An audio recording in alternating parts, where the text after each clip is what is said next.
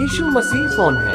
प्रभु यीशु मसीह ने कभी कोई किताब नहीं लिखी, लेकिन उनके विषय में या उनके जीवनी के बारे में पूरी दुनिया में सबसे ज्यादा पुस्तक छापी गई है।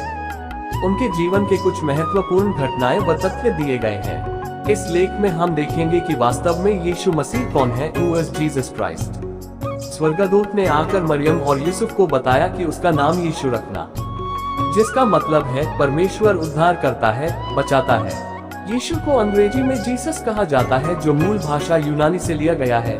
यूनानी भाषा में इसूस है, इब्रानी भाषा में येशुआ है, जिसका अर्थ है यहोवा उद्धार करता है। यीशु मसीह में मसीह कोई नाम नहीं बल्कि एक पदवी है, जिसका मतलब है अभिषेक या अभिषेक पाया हुआ। मसीहा शब्द मूल भाषा इब्रानी के शब्द मेशाक से लिया गया है, यशायाह 61:1। यहाँ ये शब्द पवित्र आत्मा का प्रतीक के रूप में था और पवित्र आत्मा के द्वारा ही यीशु का सेवकाई और जीवन के लिए अभिषेक हुआ था, ऐसा स्वयं यीशु ने कहा था लूका 4:18 में, और हम प्रेरितों के काम 10:38 में भी पाते हैं। यीशु का जन्म मरियम नाम की एक कुंवारी कन्या के द्वारा हुआ। मरियम की मंगनी हुई थी, शादी नहीं। ये पवित्र आत्मा की आशीष से हुआ। यीशु का जन्म की भविष्यवाणी पुराने नियम के लगभग सभी भविष्यवक्ताओं ने की थी, और जो कुछ उन्होंने यीशु के विषय में कहा था वो सब अक्षरशः पूरा हुआ। जैसे यीशु के जन्म की भविष्यवाणी यशायाह 9:6 में, हमारे लिए एक बालक उत्पन्न हुआ, हमें एक पुत्र दिया गया है और प्रभुता उसके कांधे पर होगी, और उसका नाम अद्भुत, युक्ति करने वाला, पराक्रमी परमेश्वर, अनंतकाल का पिता और शांति का राजकुमार रखा जाएगा। मीका 5:2 हे बेतलेहम एफ्राता, यदि तू ऐसा छोटा है कि यहूदा के हजारों में गिना नहीं जाता, तो भी तुझ में से मेरे लिए एक पुरुष निकलेगा, जो इसराइलियों में प्रभुता करने वाला होगा, और उसका निकलना प्राचीन काल से वरन अनादि काल से होता आया है। उसके जन्म का चिन्ह यशायाह 7:14, इस कारण प्रभु आप ही तुमको एक चिन्ह देगा। सुनो, एक कुमारी गर्भवती होगी और पुत्र जन्म देगी, और उसका नाम इम्मानुएल रखेगी। लोगों के लिए होगा उसके जन्म की राजशाही। मत्ती 2:2, यहूदियों का राजा जिसका जन्म हुआ है कहाँ है? क्योंकि हमने पूर्व में उसका तारा देखा है और उसको प्रणाम करने आए हैं। यीशु मसीह के जन्म के विषय में लिखा है, मरियम ने अपने पहले पुत्र को जन्म दिया और उसे चरनी में रखा, क्योंकि सराय में उनके लिए जगह नहीं थी। लूका 2:7। यीशु मसीह के जन्मदिन की खबर स्वयं स्वर्गदूत ने चरवाहों को दी थी, और पूरा विवरण भी दिया कि बालक को चरनी में कपड़े से लिपटा हुआ पाओगे। लूका 2:8-30। यीशु मसीह के माता पिता की आर्थिक स्थिति कैसी थी? यीशु एक गरीब घर में पैदा हुए थे, क्योंकि जन्म के 8वें दिन जब उनको लेकर मंदिर ले जाया गया, तब फिक्ता के कबूतर जैसे जोड़े को चाया गया, जो केवल सबसे निर्धन लोग ही चाहते थे। यीशु मसीह के जन्म के समय चिन्ह दिखाई देना। यीशु मसीह के जन्म के समय एक तारा दिखाई दिया, जिसका पीछा करके मजूसी लोग, विद्वान लोग, पूर्व देश से आए लोगों का मानना है वे 3 थे, क्योंकि उन्होंने 3 भेंट दी थी।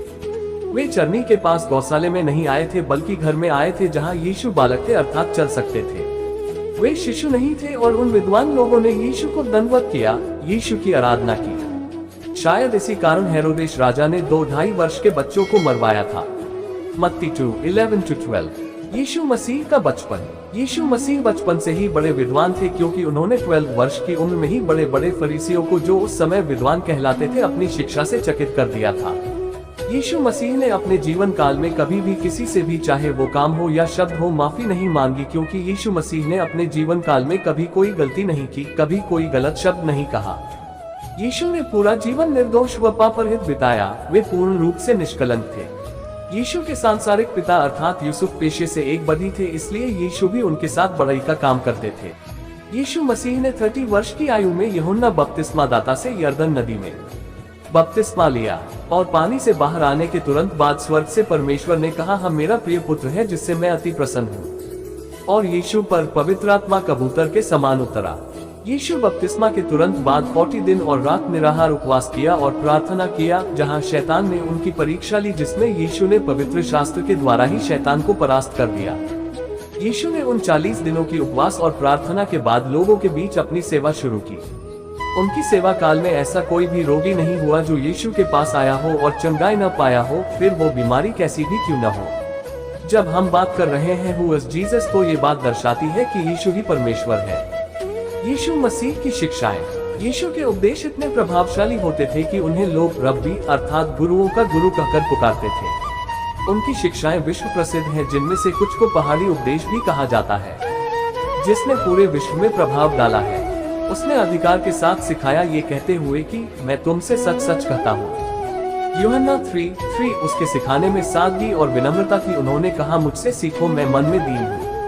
उनकी शिक्षा के मुख्य मुद्दे या विषय थे, पश्चाताप करो और मन फिराओ क्योंकि स्वर्ग का राज्य निकट है। मरकुस 1:15 उनकी शिक्षाएं व्यवहारिक हैं और उन्होंने उन पर स्वयं भी अमल किया और उसके बाद कहा जा ऐसा ही कर। लूका 10:37 उन्होंने आत्मा के अभिषेक में होकर सिखाया और कहा, आत्मा मुझ पर है, मेरा अभिषेक किया गया है। लूका 4:18 उनके सिखाने के तरीके बिल्कुल नए और अद्भुत थे।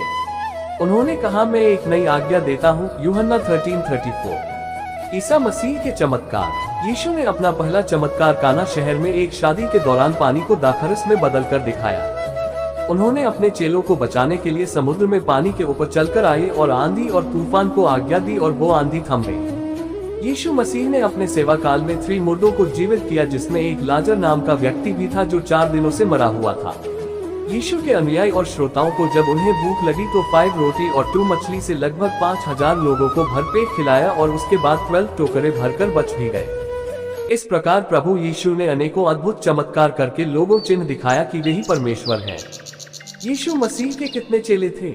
यीशु मसीह के चमत्कार और अद्भुत काम को देखकर हजारों लोग उनके पीछे आते थे, परंतु केवल 12 चेले कहलाए, जिनमें से अधिकांश चेले मछुआरे थे। यीशु मसीह ने 3.5 वर्ष सेवा की, जिसमें उन्होंने सबसे ज्यादा समय प्रार्थना में तथा अपने 12 चेलों को प्रशिक्षित करने में बिताया। क्या यीशु आधे परमेश्वर और आधे मनुष्य थे? यीशु पूरी रीति से मनुष्य और पूरी रीति से परमेश्वर थे, अर्थात 100% मनुष्य और 100% परमेश्वर। उन्हें भूख लगती थी, वे रोटी और मछली भी खाते थे। उन्हें प्यास लगती थी, उन्होंने सामरी स्त्री से पानी मांगा था। उन्हें डर होता था अपने मित्र की मृत्यु पर, उन्होंने आंसू भी बहाया था, रोया था, और नाव में यीशु सो भी रहे थे। यीशु मसीह के अद्भुत काम बाइबल में लगभग 37 उद्धृत है, लेकिन यीशु मसीह के एक शिष्य यूहन्ना ने लिखा है, यीशु ने इतने चमत्कार किए हैं, यदि उन सबको लिखे जाते तो वो किताब बनती जो धरती में न समाती। यूहन्ना, जो सुसमाचार लेखक और प्रभु यीशु के शिष्यों में से था, उसने यीशु को अपनी आंखों से देखा था। वह यीशु के अद्भुत कामों को चमत्कार नहीं बल्कि चिन्ह कहता है कि वे चिन्ह थे कि यीशु ही परमेश्वर है। यीशु मसीह को किसने पकड़वाया? यीशु मसीह को अपने ही एक शिष्य चेले ने 30 चांदी के सिक्कों में रोमन सैनिकों के हाथों पकड़वा दिया था, जिसका नाम यहूदा इस्करियोती था। यीशु मसीह की अंतिम 7 वाणी कौन सी है? यीशु मसीह को रोमन सैनिकों को बिना किसी अपराध के सबसे क्रूर सजा अर्थात क्रूस पर कीलों से ठोक कर लटका दिया, जहां उन्होंने सुप्रसिद्ध उन 7 शब्दों को कहा। पहली वाणी, पिता इन्हें क्षमा कर क्योंकि ये नहीं जानते कि ये क्या कर रहे हैं। दूसरी वाणी, पास में लटके चोर से कहा, मैं तुझसे सच कहता हूँ, आज ही तू मेरे संग स्वर्गलोक में होगा।